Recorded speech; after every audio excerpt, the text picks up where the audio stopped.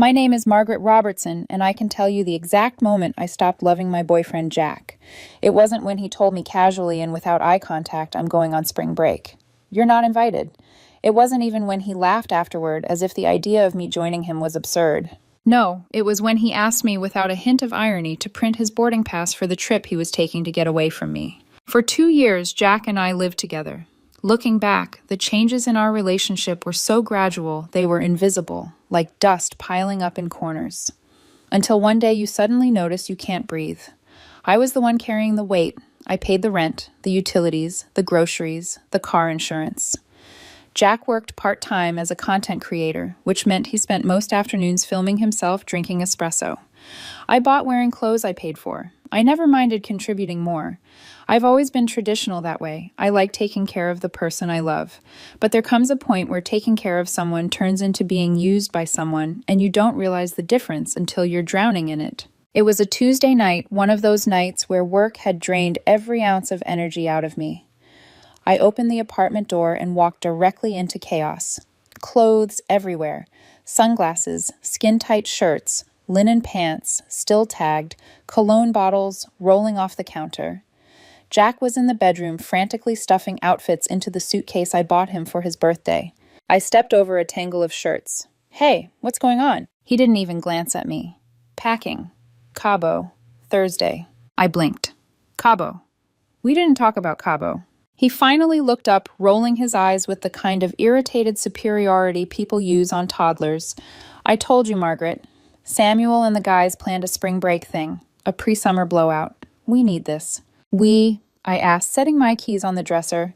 And when exactly were you planning on telling me, am I going? Jack laughed. It wasn't a kind laugh. It was cold, dismissive, the type of laugh that makes something inside your chest tighten painfully. Margaret, no, you're not invited. He held up a sheer white shirt, admiring it in the mirror. It's a boys' trip. No girlfriends allowed. You just kill the vibe. You're so serious all the time you'd probably want to go to bed early and complain about the music. Heat rose in my chest. I pay for this apartment, Jack. I pay for your car. I haven't taken a vacation in 3 years because I'm saving for a house for us. And you're telling me you're blowing $2,000 to party in Cabo with your single friends and I'm killing the vibe. He spun around, his expression shifting instantly into that familiar mask of victimhood. Oh, here we go again, throwing money in my face. You know I'm building my brand, Margaret. Networking is part of my job. He snapped the suitcase shut. Honestly, this controlling attitude is exactly why I need a break. You suffocate me. Suffocating him. The irony nearly choked me. I looked at him. Really looked at him. I saw the entitlement, the casual ungratefulness, the way he viewed me, not as a partner, but as a resource. I wasn't his girlfriend. I was his Wi-Fi, his electricity, his refrigerator stocked with convenience. A utility. Fine, I said. My voice surprised even me. Calm, empty, final. You're right. You need a break. Go to Cabo. Have fun. He paused, clearly surprised by my lack of resistance. Then a slow, smug smile spread across his face. See, that wasn't so hard. He walked over and tapped my cheek gently, patronizingly. By the way, can you transfer me like $500? Just for emergencies. Samuel says the clubs have high covers. Something in my brain flipped like a switch powering down. Sure, I said. Right now. I transferred the money. I printed his boarding pass. I even drove him to the airport the next morning. The ride was silent on my end while he chattered excitedly about the VIP tables Samuel had allegedly arranged. When we pulled up to the terminal, he didn't kiss me goodbye. He just checked his reflection in the visor mirror, opened the door, and said, "Don't wait up next week. I might stay at Samuel's if we land late." Have fun, Jack. Bye, Margaret. Try not to be boring while I'm gone. He shut the door and strutted into the terminal, wearing the clothes I bought, dragging the suitcase I paid for, headed to a trip funded by my overtime hours. When I got home, the apartment, usually chaotic with Jack's clutter, felt peaceful. Quiet in a way it hadn't felt in a long time. Then I noticed it. Jack had left his old iPad on the coffee table. He used it mostly for watching videos while he cooked, or more accurately, while he watched me cook.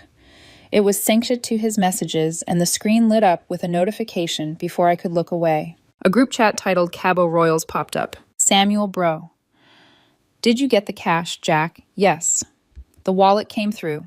Sent me $500 for emergencies. Samuel Legend. Does she know Sophia's meeting us there? My blood ran cold. Sophia, his ex-girlfriend from college, the one he swore he blocked. The one he told me was manipulative, toxic, but good in bed. Jack, hell no. I told Margaret she's too boring to come. Imagine bringing her to a club. She'd look like someone's mom. I need a week off from playing house. Samuel. Well, get ready. Sophia got a table at Mandala. We're pulling a single life reboot for the next 7 days. Jack, correction. I'm single until I need rent paid next month. Let's go. I stared at the screen. He hadn't just lied. He hadn't just cheated. He had monetized me. He had turned our relationship into a subscription service, and I was the one picking up the bill. I set the iPad down slowly. No screaming, no crying, just clarity, sharp and cold. Okay, Jack, I whispered. You want to be single? Consider it done. The strange thing about betrayal is that once the shock burns off, something else rises in its place, clarity. Cold, structured clarity. By the time I closed Jack's iPad, my mind was already moving with a precision I didn't know I possessed. He wanted freedom. Fine. I would give him nothing but freedom. The lease was in my name. The security deposit came from my account. I had paid for 95% of what existed under that roof, the furniture, the electronics, the plates, the mattress. He slept on every night while telling his friends I killed the vibe. He used to say bills gave him anxiety, that monthly payments made him feel trapped. So I took care of everything, for 2 years. Now his anxiety was about to meet adulthood for the first time. I dialed my landlord, Mr. Henderson, a grumpy Vietnam veteran, who hated dealing with tenants and hated Jack in particular. He answered on the second ring. What now? He barked, as if the universe had personally inconvenienced him. Hi, Mr. Henderson, it's Margaret. His tone softened by exactly 0.5%. Oh, the girl who actually pays on time. What's up? I'm moving out today, I said simply. He grunted. Finally. I never liked that boy you had living there, always calling me about nonsense. Is he staying? No, he can't afford it, and he's not on the lease. Well, he said that solves that. You want your deposit back? Place better be spotless. It will be. One more thing, I have someone who wants to take over the lease. Can she meet you Monday? He repeated, suspicious. Is she needy? No, I said with a small smile. Quite the opposite. Her name was Dana Cole, a coworker from my company's operations team. A woman built like reinforced concrete and twice as unmovable. Short, broad-shouldered, tattooed down both arms with a buzz cut she maintained every Friday at exactly 6 p.m. She worked as an electrician before joining our facilities department, and she was the kind of woman who didn't flinch at anything. When I called her and explained the situation, she didn't ask a single question. She just said, "Tell me when to move in, and tell me what you want me to do when that boy shows up." I exhaled for the first time in hours. Just be there, that's all. Margaret, she added, voice lowering into that gravelly deadpan she used whenever she meant business. I hate entitled little influencers. Consider this my community service. Packing my things took only a few hours. I had always kept my belongings organized. Emotional chaos hadn't turned me messy. Jack's things, however, were another story. The entire time he lived with me, he treated the apartment like a storage unit for things he didn't appreciate. I went to Home Depot and bought 20 heavy-duty boxes and a stack of black trash bags. I didn't sort anything. I didn't label anything. I didn't treat anything gently. I simply removed his presence from the space with the same efficiency he removed respect from our relationship. His designer shirts, the ones bought with my credit card, folded once, then dropped in a box. His mountain of skincare products swept into a bin in one swipe. His shoes tossed into trash bags without a second thought. There's a kind of peace in packing the possessions of someone who never treated you like a person. It feels like sweeping out the dust from a corner of your life you kept pretending wasn't growing. By Sunday, the apartment was unrecognizable. My furniture was gone, moved into the small but modern condo I secured downtown. The walls were painted, the floors steam cleaned, every trace of us, or rather every trace of him, erased. The only thing left behind was a single envelope on the countertop for Dana containing the garage remote and mailbox key. And in the detached garage, 20 cardboard boxes with his entire life stuffed inside, stacked next to oil stains and a few cobwebs. The symbolism was poetic. His life choices had the same support system as those boxes, unstable, neglected, resting in a dark corner where he had not realized I could simply walk away. Moving into my new condo felt like oxygen entering my lungs again. Floor-to-ceiling windows, quiet hallways, no clutter, no ring lights, no piles of clothing for content. Just space, peace, mine. I sat on my balcony that first night watching the city lights flicker on like 1,000 tiny awakenings.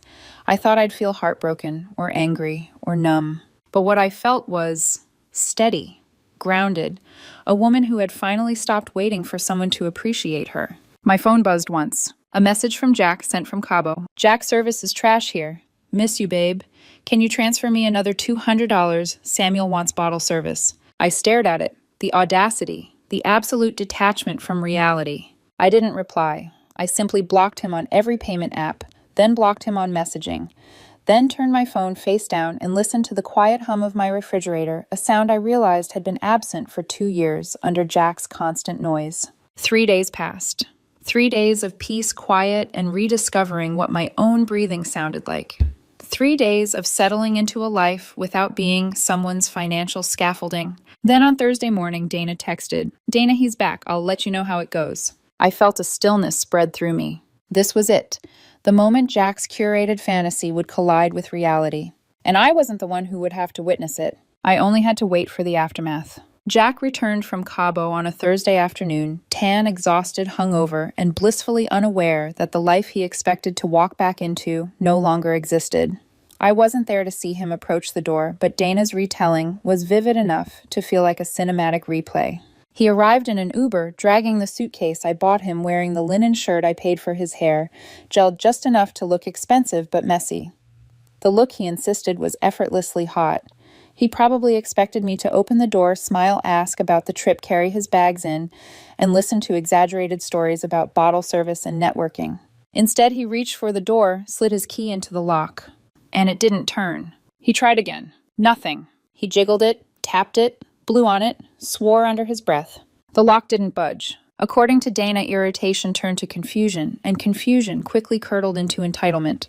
He pounded on the door with the heel of his palm. Margaret opened the door. The locks jammed. Dana let him pound for another 20 seconds before sliding the deadbolt back with a heavy metallic thunk. She opened the door, just enough to reveal herself in full. Grease-stained work shirt, buzz-cut, broad shoulders, built like a forklift with emotions. Jack froze. He blinked once. Then again, as if his brain couldn't compute what he was seeing. Who are you?" he demanded. Dana took a slow bite of the granola bar she'd been holding. "Dana, who are you?" Jack straightened his posture. "I live here." "No," Dana replied calmly. "I live here. Signed the lease Monday. Moved in Wednesday. Paid the deposit myself." Jack's face drained a shade lighter than his fake tan. "That's not possible. My girlfriend lives here. This is our apartment." Dana raised an eyebrow. "Your girlfriend?" "The one who pays the bills." "Yes," he snapped. "Where is Margaret?" "Gone," Dana said. "Moved out Sunday. Left nothing behind." Jack tried to shoulder past her, but she didn't move. She didn't even tense. She simply extended her arm across the doorway, a human barrier. "There's nothing inside for you," she said. "No clothes, no furniture, no toiletries. All that's in here is me and my recliner. Check the garage." "What garage?" His voice cracked. "Detached one behind the building. She said your stuff is in boxes. Codes 1, 2, 3, 4. Dana's tone didn't change, but her eyes glinted with amusement. "You've got about 2 hours to get them. I'm leaving for a night shift soon, and I'm locking the gate." She began closing the door. "Wait, you can't do this." Jack wedged his foot in the crack. "I have rights." "Not here, you don't." Dana's voice dropped lower. "You're not on the lease, which means right now you're trespassing." She nudged the door once. Jack stumbled back. Dana closed it fully. My phone rang 3 minutes later. I was on my balcony, a glass of wine in hand, watching the city drift toward sunset. I let it ring twice before answering. "Hello!" Jack's voice came through, shrill and panicked. "What is going on, Margaret? Who is this woman? Why is my key not working? Why is my stuff in the garage?" I sipped my wine. "Hi, Jack. Glad you made it home safely." "Do not do that." His breath was shaking. "What is happening? Where are you?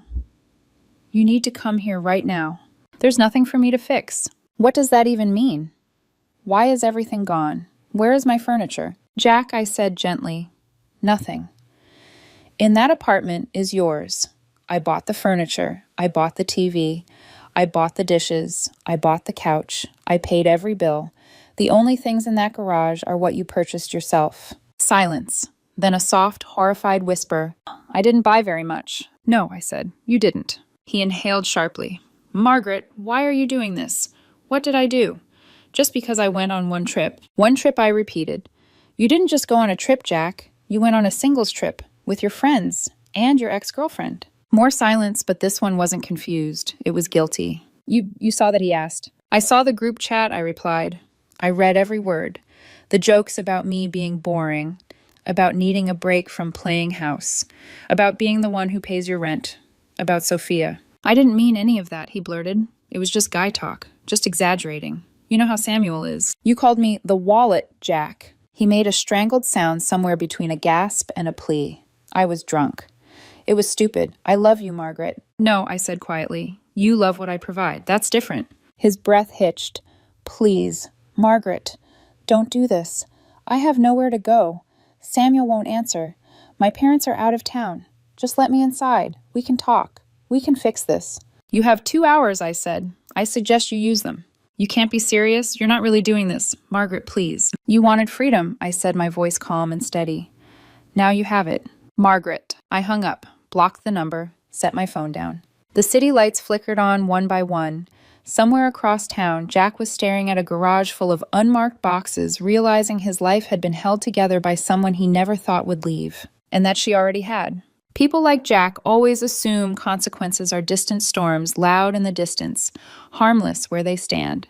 He believed charm would cover irresponsibility, that someone would always catch him when he fell. But this time there was no one beneath him, and when he finally hit the ground, he hit it hard. He spent nearly an hour crying in the driveway after Dana shut the door in his face. At first he yelled, pounding on the frame and demanding I stop being dramatic. Then the anger turned to pleading. When that failed, he shifted into the quiet kind of panic, the kind that circles a person's head like a swarm of bees when they realize the world won't bend for them. Eventually, reality pushed him toward the detached garage. He punched in the code and watched the door roll up, revealing a small mountain of cardboard boxes and garbage bags, all unmarked. All his, all of the pieces of a life he never expected to have to carry alone. When the movers arrived, they asked which boxes belonged to him. According to Dana, he stood there staring helplessly at the mess before whispering, I don't know. It was strange hearing that because it perfectly summarized his entire approach to adulthood. He tried turning to his friends, the same ones he chose over me, the ones he claimed he needed for his mental health. He went to Samuel's apartment first, dragging 2 suitcases and 3 trash bags behind him. Samuel opened the door, halfway irritation plastered across his face. What happened? Samuel asked. Margaret left me, Jack said, voice shaking. She kicked me out. Can I stay here? Samuel hesitated for less than a second before shaking his head. My girlfriend is staying over. It's not a good time. Sorry. He closed the door, leaving Jack on the welcome mat with his luggage and no welcome. Hours later, one of Samuel's friends apparently told Dana. He was unbearable in Cabo. Wouldn't stop talking about Sophia. Hearing that didn't hurt me. If anything, it clarified what I had escaped. Predictably, Jack reached out to Sophia next. He sent her a long message about how things were complicated and how he wanted to talk. Sophia blocked him before the message bubble even fully delivered. Jack liked to pretend his ex lingered on him, that she would be waiting whenever he snapped his fingers. But the truth was simple. She had moved on long before he ever considered it. Without me underwriting his influencer lifestyle, everything unraveled, almost instantly. His leased car disappeared from a parking lot one morning, repossessed, after the company realized he wasn't making payments. He tried selling his ring lights and equipment online for quick cash, but the market for gently used vanity was surprisingly small. His sponsorships dried up the moment his background changed from urban chic to childhood bedroom with peeling posters. And then came the desperate social media spiral. He posted a tear-streaked story claiming, I had abandoned him out of jealousy, and that he had been left homeless with no warning. But people aren't fools. They remembered the photos from Cabo. They remembered the bragging. They remembered the comments he made about me. One reply stood out. Didn't you just brag about using Margaret to pay your rent? Looks like she finally believed you. He deleted the story within an hour. He deleted his whole account a few days later. Without me, the curated identity he relied on collapsed like a cheap folding chair. With no apartment, no job, and no friends willing to house him, Jack eventually admitted defeat. He bought a one-way bus ticket to his parents' home 2 states away. He told them it was temporary and that he was working through some things. His mother, bless her honesty, apparently said, "Did Margaret finally get tired of carrying you?" Even his family saw what he refused to see. Meanwhile, my life began to breathe again. The money I once poured into Jack's lifestyle flowed into areas of my life that had been starved for attention.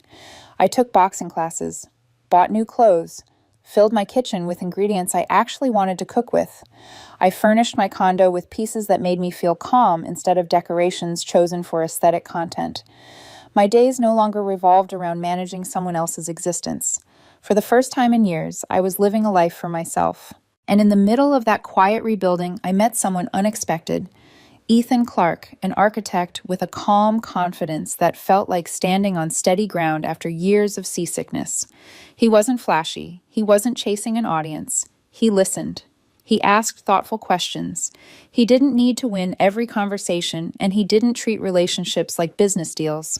We weren't rushing anything. We were simply choosing each other gently, consistently, without theatrics. It felt adult, warm, safe.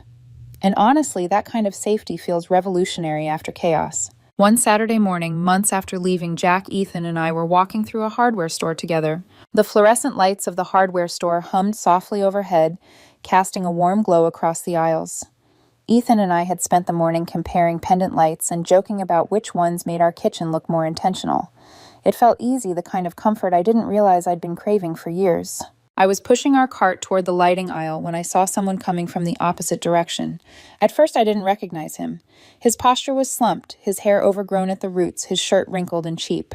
He was pushing a metal cart with a trembling wheel, and his entire face carried the exhaustion of someone who had stopped pretending life was glamorous. It took an extra moment for my brain to catch up. "Jack!" He stopped dead when he saw me.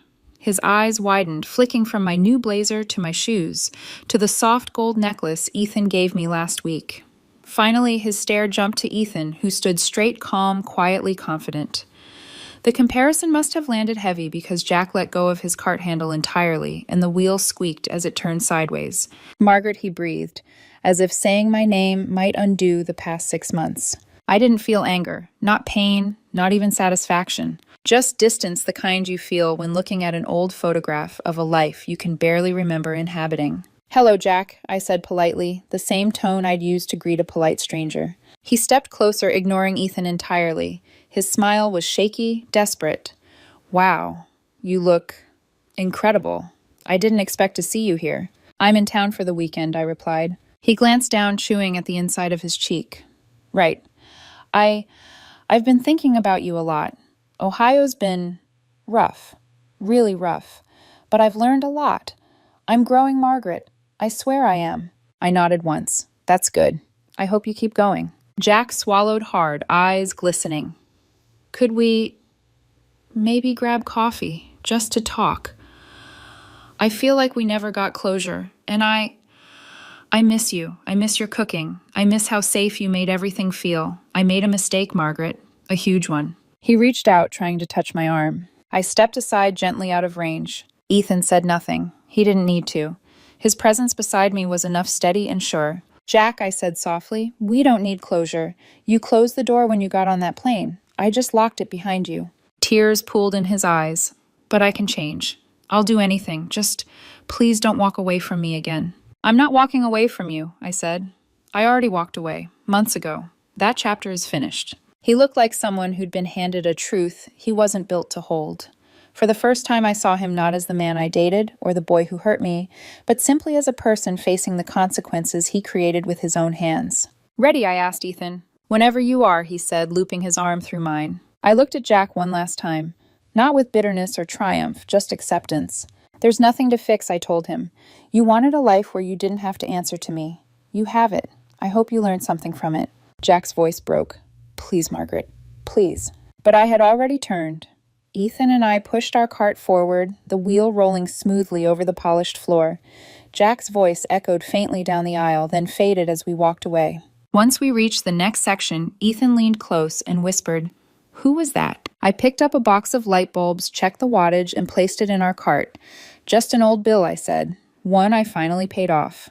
And with that, the past settled behind me like dust, untouched, unmoving, irrelevant.